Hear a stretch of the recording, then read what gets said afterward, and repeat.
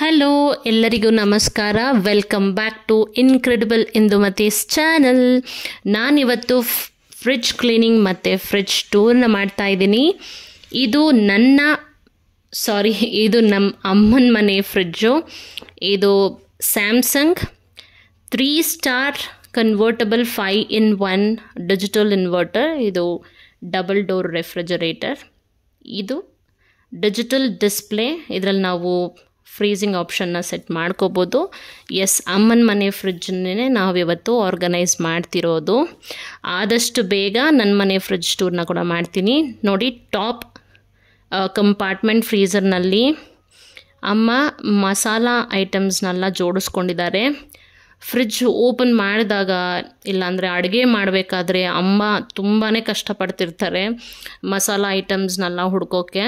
So ನಾನು ಈ Messi ಫ್ರಿಡ್ಜನ್ನ ನೋಡೋಕ್ಕೆ ಆಗದೆ ಕೊನೆಗೂ ನಾನು ಕ್ಲೀನ್ ಮಾಡಿ ಆರ್ಗನೈಸ್ ಮಾಡಬೇಕು ಅಂತ ಫೈನಲ್ಲಾಗಿ ಫ್ರಿಡ್ಜ್ ಕ್ಲೀನಿಂಗ್ಗೆ ಮಾಡ್ಕೊಂಡ್ವಿ.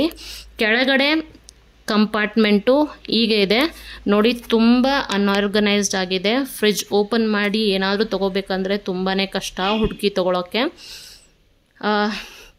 ನೋಡಿ ನಮ್ಮಮ್ಮ ಏನೆಲ್ಲ ಇಟ್ಟಿದ್ದಾರೆ ಅಂತ. ಮೇಲೆ ಕುಕ್ಕರ್ ಟಯರ್ನೆಲ್ಲ ಇಟ್ಟಿದ್ದಾರೆ, ರಬ್ಬರ್ನೆಲ್ಲ.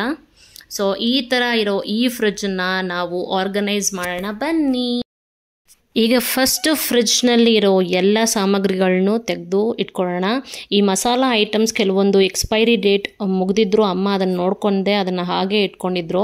ಅದನ್ನೆಲ್ಲ ನೋಡಿ ಫಸ್ಟು ತೆಗೆದು ಡಸ್ಟ್ಬಿನ್ಗೆ ಹಾಕಿದೆ. ಮಂತ್ಲಿ ಒನ್ಸು ಫ್ರಿಡ್ಜ್ನಲ್ಲಿ ಇರೋ ಮಸಾಲ ಐಟಮ್ಸು ಎಕ್ಸ್ಪೈರಿ ಡೇಟ್ ನೋಡಿ ಅದನ್ನು ರೀಪ್ಲೇಸ್ ಮಾಡಿಬಿಡಿ. ಇಲ್ಲಾಂತಂದ್ರೆ ಅರ್ಜೆಂಟ್ನಲ್ಲಿ ಆ ಮಸಾಲಾಸ್ನೇ ಯೂಸ್ ಮಾಡಿ ಅಡುಗೆ ಮಾಡೋ ಚಾನ್ಸಸ್ ಇದೆ. Be careful. ನೆಕ್ಸ್ಟು ಫ್ರಿಡ್ಜ್ನ ಐಟಮ್ಸ್ನ ಬಂದು ನಾವು ಡಿಸ್ಮ್ಯಾಂಡಲ್ ಮಾಡ್ಕೊಂಡ್ಮೇಲೆ ಫ್ರಿಡ್ಜು ಕ್ಲೀನ್ ಮಾಡ್ಕೋಬೇಕಾದ್ರೆ ಫಸ್ಟು ಸ್ವಿಚ್ನ ಆಫ್ ಮಾಡಿ ಆಮೇಲೆ ಕ್ಲೀನ್ ಮಾಡಿ. ಯಾಕೆಂದರೆ ಕರೆಂಟ್ ಪಾಸ್ ಆಗ್ತಾ ಇರುತ್ತೆ. ಸೊ ಇದು ತುಂಬ ಡೇಂಜರು. ನೆಕ್ಸ್ಟ್ ಸ್ಟೆಪ್ ಆಗಿ ನಾವು ಡಿಸ್ಮ್ಯಾಂಡಲ್ ಮಾಡಿರೋ ಎಲ್ಲ ಫ್ರಿಡ್ಜ್ ಐಟಮ್ನ ತೊಳ್ಕೊಂಡ್ವಿ. ಅದನ್ನು ನಾನು ವೀಡಿಯೋನಲ್ಲಿ ತೋರಿಸಿಲ್ಲ ಯಾಕೆಂದರೆ ತುಂಬ ಟೈಮ್ ಕನ್ಸ್ಯೂಮ್ ಆಗುತ್ತೆ ಅಂತ. ಈಗ ತೊಳೆದಿರೋ ಎಲ್ಲ ಐಟಮ್ಸ್ನು ನಾನೊಂದು ಕಾಟನ್ ಬಟ್ಟೆನಲ್ಲಿ ಒದ್ದೆ ಇಲ್ಲದ ಹಾಗೆ ಒರೆಸ್ಕೊತಾ ಇದ್ದೀನಿ. ಮತ್ತು ಕೆಲವು ಗ್ಲಾಸ್ನ ಕೂಡ ಕಾಲಿನ್ ಹಾಕಿ ಒರೆಸ್ತಾ ಇದ್ದೀನಿ. ನೀವು ನೋಡ್ತಾ ಇರ್ಬೋದು. ಫ್ರಿಡ್ಜ್ ಭಾಗ ಒಳಗಡೆ ಏನಿದೆ ಅದನ್ನು ನಾನು ಮೈಲ್ಡಾಗಿ ಸೋಪ್ ಆಯಿಲ್ ಹಾಕಿ ಕ್ಲೀನ್ ಮಾಡಿ ಉಜ್ಕೋತಾ ಇದ್ದೀನಿ. ಈ ಥರ ಫ್ರಿಡ್ಜ್ ಕ್ಲೀನ್ ಮಾಡೋದು ತುಂಬಾ ಕಷ್ಟ, ಬಟ್ ಏನು ಮಾಡೋದು, ಮಾಡಲೇಬೇಕಲ್ವಾ. ನಂತರ ಒಂದು ಒದ್ದೆ ಬಟ್ಟೆಯಿಂದ ನಾನು ಸೋಪ್ ಆಯಿಲ್ನ ಒರೆಸ್ಕೊತಾ ಇದ್ದೀನಿ. ಆದಷ್ಟು ನೀರು ಹಾಕಿ ಒರೆಸ್ಬೇಡಿ, ಯಾಕಂದರೆ ಒನ್ಸ್ ನೀವು ಫ್ರಿಡ್ಜ್ ಆನ್ ಮಾಡಿದ್ಮೇಲೆ ತುಂಬ ನೀರು ಇದ್ದರೆ ಕರೆಂಟ್ ಹೋಗೋ ಸಾಧ್ಯತೆಗಳಿದೆ. ಇವಾಗ ನೋಡಿ ಅಮ್ಮ ಡಿಸ್ಮ್ಯಾಂಡಲ್ ಮಾಡಿರೋ ಎಲ್ಲ ಫ್ರಿಡ್ಜ್ ಐಟಮ್ಸ್ನು ಫಿಕ್ಸ್ ಮಾಡ್ತಾ ಇದ್ದಾರೆ. ಈ ಫ್ರಿಡ್ಜ್ನ ಕ್ಲೀನ್ ಮಾಡೋಕ್ಕೆ ನನಗೂ ಅಮ್ಮಂಗೂ ಸುಮಾರು 1.5 ಗಂಟೆ ತಗೋತು. ಬಟ್ ಇಬ್ಬರು ಮಾಡೋದ್ರಿಂದ ಸ್ವಲ್ಪ ಈಸಿ ಆಯಿತು.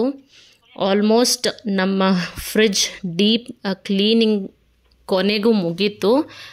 ಫೈನಲಿ ಹೇಗೋ ಮಾಡಿದ್ವಿ ನೋಡಿ, ಈ ಥರ ಕಾಣಿಸುತ್ತೆ ನೋಡಿ. ಕೊನೆಯದಾಗಿ ನಮ್ಮಮ್ಮ ಈ ಥರ ಕಾಲಿನ್ ಹಾಕಿ ಒಂದು ಕಾಟನ್ ಬಟ್ಟೆಯಲ್ಲಿ ಕ್ಲೀನ್ ಮಾಡ್ಕೊತಾ ಇದ್ದಾರೆ.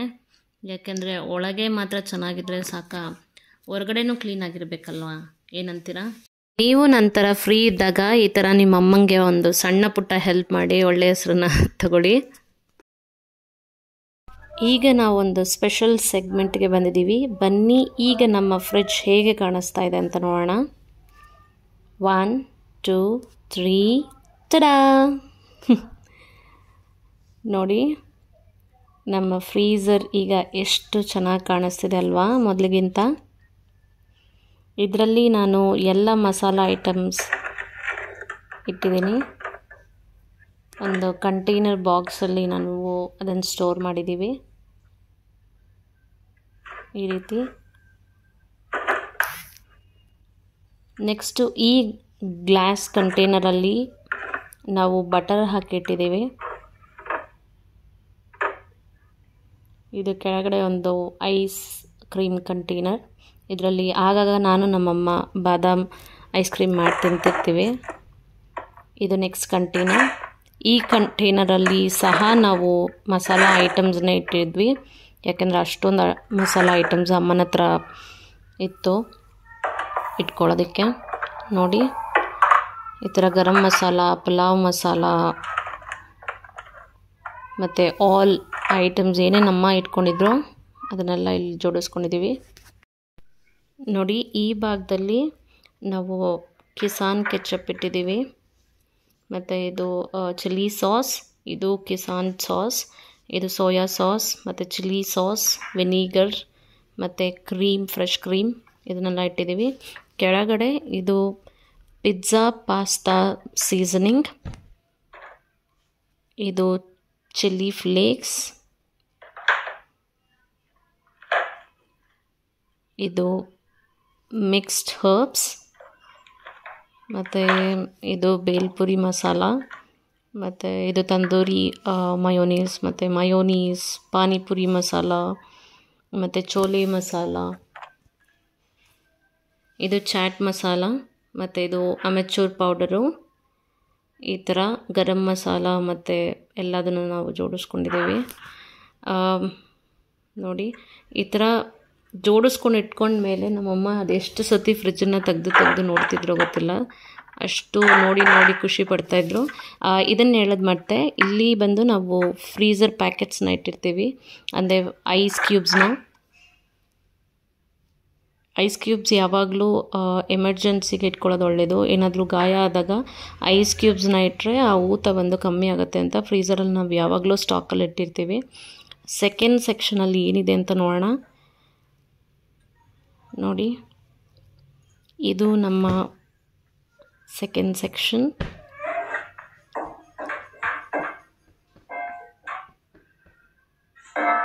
ಇಲ್ಲಿ ಈ ಭಾಗದಲ್ಲಿ ಅಮ್ಮ ಹಾಲು ಬೇಕು ಅಂತ ಕೇಳಿದರು, ಇಟ್ಕೊಳ್ಳೋಕ್ಕೆ ತೆಗಿಯೋಕ್ಕೆ ಈಸಿ ಆಗುತ್ತೆ ಅಂತ. ಇಲ್ಲಿ ಪನ್ನೀರು ಮತ್ತು ಹಾಲು ಪೌಡರು ಮತ್ತು ಹಾಲೆಲ್ಲ ಇಟ್ಟಿದ್ವಿ. ನೆನ್ನೆ ನಾವು ಕಂಟೈನರ್ಸ್ ತಂದು ಏನು ಜೋಡಿಸ್ಕೊಂಡಿದ್ವಲ್ಲ, ನೀವು ಇಂದಿನ ವೀಡಿಯೋಸಲ್ಲಿ ನೋಡಿರ್ತೀರ ನಾವು ಸ್ಟೋರ್ ಮಾಡಿದ್ದನ್ನು, ಅದನ್ನೆಲ್ಲ ಈ ಥರ ಜೋಡಿಸ್ಕೊಂಡಿದ್ದೀವಿ. ಇದೆಲ್ಲ ಕೊತ್ತಂಬರಿ ಸೊಪ್ಪು, ಕರಿಬೇವು ಮತ್ತು ಪುದೀನ ಹಾಕಿಟ್ಟಿದ್ದೀವಿ. ಇದು ಕ್ಯಾರೆಟ್, ಬೀನ್ಸ್ ಮತ್ತು ಸ್ಪ್ರೌಟ್ಸು ಮತ್ತು ಚಿಲ್ಲಿ ಇದನ್ನೆಲ್ಲ ಹಾಕಿಟ್ಟಿದ್ದೀವಿ. ಮತ್ತು ಇಲ್ಲಿ ಅಮ್ಮ ಎಲ್ಲನೂ ಇಟ್ಟಿದ್ದಾರೆ ಕೆಳಗಡೆ, ಬೇರೆ ಅವ್ರಿಗೇನೇನು ಬೇಕೋ. ಇಲ್ಲಿ ನಾವು ವೆಜಿಟೇಬಲ್ಸ್ನ ಜಿಪ್ ಲಾಕರಲ್ಲಿ ಹಾಕಿ ಜೋಡಿಸ್ಕೊಂಡಿದ್ದೀವಿ. ಇದನ್ನು ನಾನು ಬ್ಲಿಂಕಿಟಲ್ಲಿ ಆರ್ಡ್ರ್ ಮಾಡಿ ತರಿಸ್ದೆ, ಬಟ್ ನಾನೇನು ಮಿಸ್ಟೇಕ್ ಮಾಡಿಬಿಟ್ಟೆ ಅಂದರೆ ನಾನು ಮೀಡಿಯಮ್ ಸೈಜ್ ಅಂದರೆ ತುಂಬ ಚಿಕ್ಕದಾಗುತ್ತೆ, ಸೊ ಸಾಲಲ್ಲ ಅಂದ್ಕೊಂಡು ನಾನು ಲಾರ್ಜ್ ಸೈಜ್ ಆರ್ಡ್ರ್ ಮಾಡಿಬಿಟ್ಟೆ. ಬಟ್ ತೀರನೇ ದೊಡ್ಡದಾಗಿತ್ತು. ಸೊ ನೀವು ಆರ್ಡ್ರ್ ಮಾಡಬೇಕಾದ್ರೆ ಲಾರ್ಜ್ ಸೈಜನ್ನು ಆರ್ಡ್ರ್ ಮಾಡಿದೆ, ಮೀಡಿಯಮ್ ಸೈಜಲ್ಲಿ ಆರ್ಡ್ರ್ ಮಾಡಿ ಇಟ್ಕೊಳ್ಳಿ. ನೋಡಿ ಈ ಥರ ಇದನ್ನೆಲ್ಲ ನಾವು ಸ್ಟೋರ್ ಮಾಡಿ ಇಟ್ಕೊಂಡಿದ್ದೀವಿ.